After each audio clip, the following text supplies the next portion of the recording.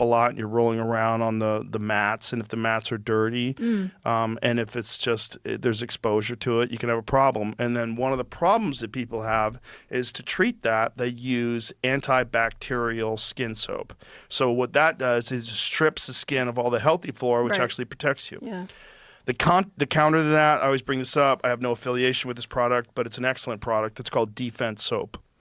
Defense Soap is my friend Guy Sacco. He invented it. He's a wrestling coach, and it was a solution using healthy things like tea tree oil, eucalyptus in this soap that kills the bad bacteria but does nothing to the healthy flora. That's great. Yes. Yeah. So that's the only soap that I use. Yeah.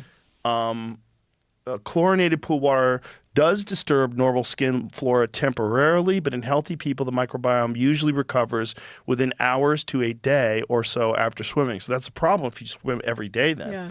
Chlorine is a broad disinfectant, so it kills or suppresses both good and bad bacteria on the skin surface. Yeah. Reducing overall microbial diversity right after swimming. Experimental and field studies show that even short exposure can cut measured microbiome diversity markedly, often cited around 30 to 40%, with composition shifting away from the usual dominant groups right after a swim. How long disruption lasts after leaving the pool, many of the resident species begin to recolonize from deeper skin layers, hair follicles, and the environment, and community composition tends to drift backward towards baseline over the next 24 plus hours. With frequent repeated swimming, daily or high volume training, the skin may be in a more chronically perturbed state with less time for full microbiome recovery in between exposures. I know a lot of people have switched their pools over to saltwater pools for this very reason.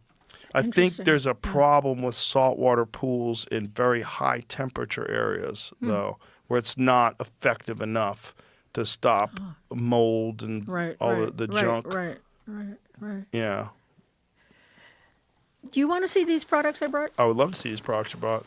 Here you go. These are for cleaning up your Just a kitchen. note on what you just What's said. up, Jimmy? A note on what you just said. A saltwater pool is still technically a chlorine pool. Oh, still a chlorine pool. It just makes the chlorine on site instead of pouring it in. Oh. Yeah. Salt systems work. Pool is ordinary salt, sodium chloride dissolved in the water, usually around 2,700, 3,400 parts per million, which is about 1/10 the salinity of the ocean, and close to body fluid levels. The water passes through an electrically charged salt cell, which uses electrolysis to convert some of that salt into active chlorine.